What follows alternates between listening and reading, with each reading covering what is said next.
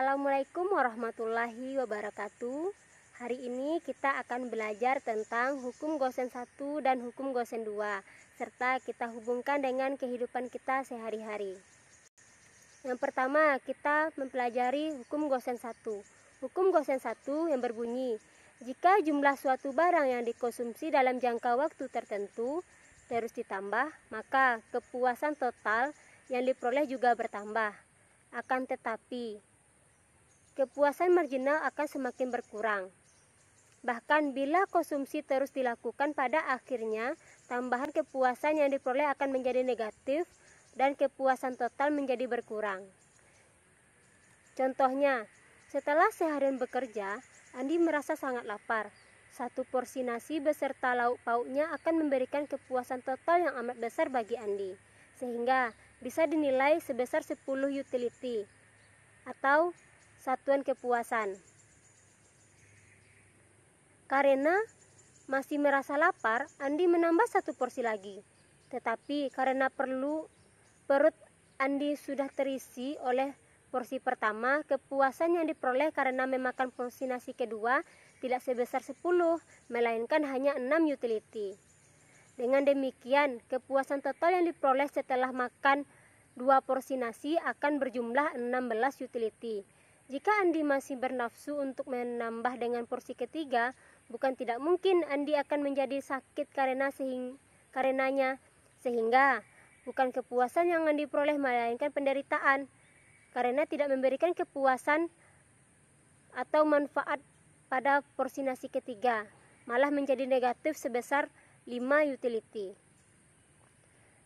Jadi tadi 10 utility nasi pertama, 6 utility dengan nasi kedua. Nah, ketika memakan nasi ketiga malah minus menjadi 5 utility, sehingga utility total keseluruhan tadi itu hanya 11. Kita ibaratkan pada tabel hubungan jumlah barang yang dikonsumsi dengan kebutuhan total dan kepuasan marginal yang diperoleh. Nah, ini adalah tabel yang kita contohkan pada si Andi tadi. Pertama itu 0, maka 0 juga total kepuasannya dan 0 juga kepuasan marginalnya. Ketika dia memakan nasi pada porsi pertama, maka nilai utility-nya menjadi 10, kepuasan marginalnya 10.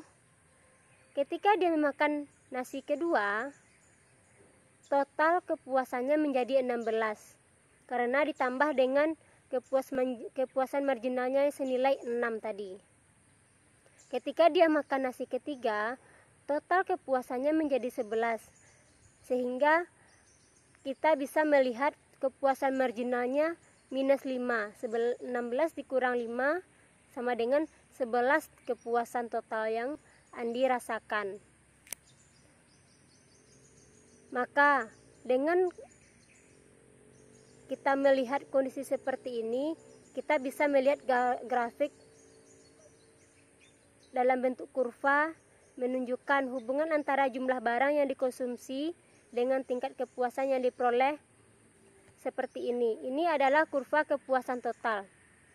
Kurva kepuasan total ini pertama itu ketika kita memakan nasi porsi yang pertama, kita akan berada di titik ke 10 utility. Dan kita menambah dengan porsi yang kedua, maka kita akan menambah dengan 6 utility lagi menjadi 16 utility. Sedangkan dengan kita memakan porsi yang ketiga, kita akan menjadi minus 5 utility, sehingga total utility kita adalah 11 utility. Nah, ini adalah bentuk kurva kepuasan total. Berikutnya adalah kurva kepuasan marginal. Kalau kurva kepuasan marginal posisinya langsung, kalau kita memakan nasi yang pertama itu bernilai 10 utility. Ketika kita memakan nasi yang kedua itu menjadi 6 utility. Ketika kita memakan nasi yang ketiga menjadi minus 5. Kurvanya menurun seperti ini.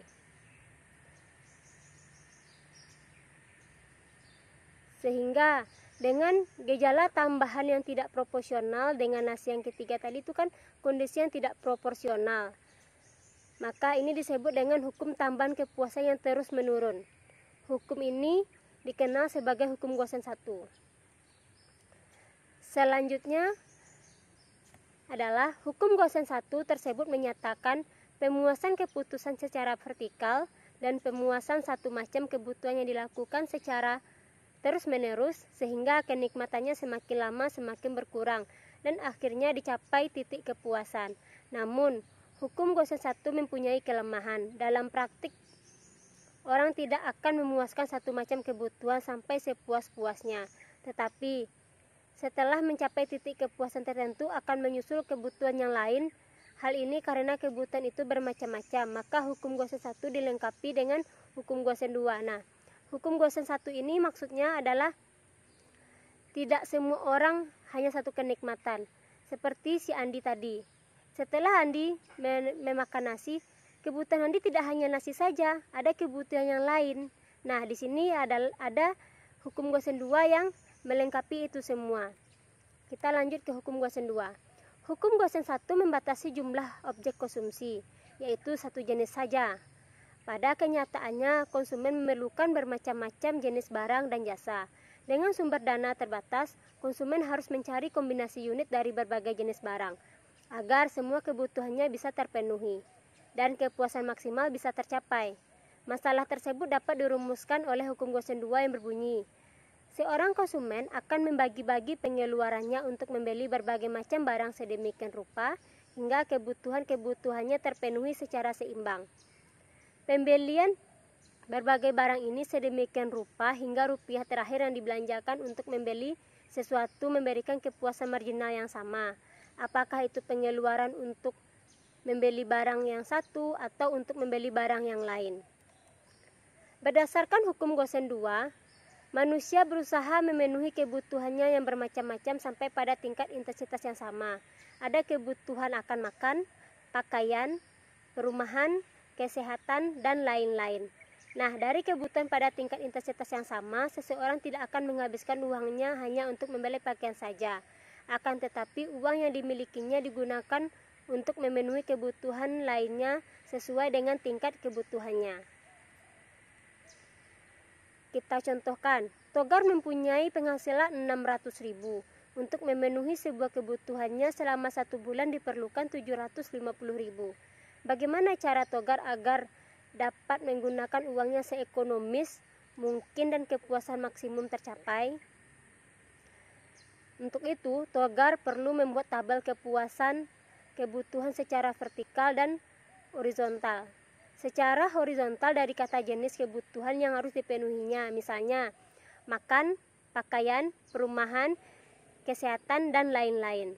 Sedangkan secara vertikal diurutkan sesuai jumlah kebutuhan yang harus dipenuhi. Berdasarkan jenis dan jumlah kebutuhan dibuatkan nilai kepuasan dari yang tertinggi sampai yang terendah.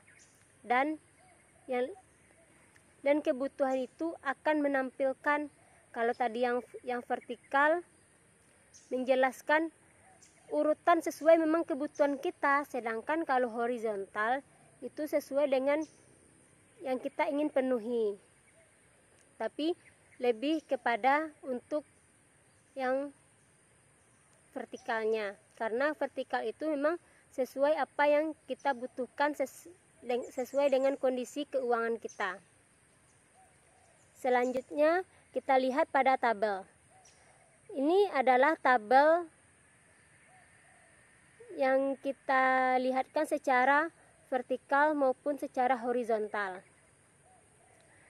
Dari tabel di atas terlihat bahwa makanan mempunyai nilai tertinggi 10, sedangkan pakaian memiliki nilai tertingginya 6, dan perumahan memiliki nilai tertingginya 8, kesehatan memiliki nilai tertingginya 7, dan kesenangan memiliki nilai tertingginya 6.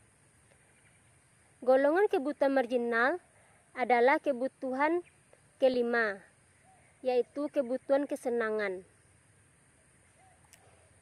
Bisa kita lihat ini adalah kebutuhan kelima. Kebutuhan pertamanya adalah makanan, kebutuhan keduanya adalah pakaian, kebutuhan ketiganya adalah perumahan, dan kebutuhan keempatnya kesehatan, sehingga kebutuhan kesenangannya terletak di pada posisi nomor 5. Jika seluruh penghasilan Togar hanya digunakan untuk makan saja, maka itu berjumlah 55. Kalau dia hanya untuk pakaian saja, 45. Kalau perumahan saja menilai 36. Kalau kesehatan saja 28, dan kalau kesenangan saja hanya 21. Nah, hukum Gosen kedua ini akan menjelaskan bagaimana kita dapat membagi semua itu berdasarkan kebutuhan kita dan semuanya tercapai. Bukan hanya satu saja, sedangkan hukum Gosen pertama hanya tertumpu pada satu kebutuhan saja, sampai kita menghabiskan uang kita 600.000 hanya untuk satu saja, misalnya untuk makan saja. Tapi hukum Gosen kedua ini tidak. Bagaimana cara kita mengatur keuangan kita sehingga kita dapat memenuhi semua kebutuhan kita secara merata. Nah, berikut adalah hal yang harus dilakukan karena dia harus membagi uang sesuai intensitas tingkat kebutuhannya. Jika uang yang dimiliki Togar tadi 600.000 dan setiap satuan jumlah kebutuhannya kita misalkan saja 50.000, satu satuan kebutuhan. Jumlah satuan kebutuhan, maka jumlah uang kita 600.000, kita bagi kebutuhan per satuan 50.000, maka kita akan mendapatkan 30 unit. Nah, hukum Gosen kedua tersebut merupakan pemuasan kebutuhan secara horizontal. Pemuasan kebutuhan secara horizontal yaitu pemuasan kebutuhan tidak tertumpu kepada satu titik barang saja, melainkan berusaha pula untuk memenuhi kebutuhan akan barang lain. Nah, jadi sehingga kita harus bagaimana kita mengatur keuangan kita tadi, kita harus memenuhi semuanya, tidak hanya kepada makan saja, tidak hanya kepada pakaian saja, kesehatan saja, bahkan kita tidak hanya mencapai kesenangannya saja, tapi kita bisa merangkup semuanya. Itu yang dijelaskan oleh hukum Gosen 2. Nah, kalau di Andi hanya mempunyai 30 unit, maka jika dia hanya tertumpu pada makanan saja, itu tidak mencukupi. Nah, jadi dia harus mengatur keuangan dia sehingga dia bisa memenuhi kebutuhannya semuanya. Nah, itulah penjelasan hukum Gosen 1 dan hukum Gosen 2 serta kita hubungkan dengan kehidupan kita sehari-hari.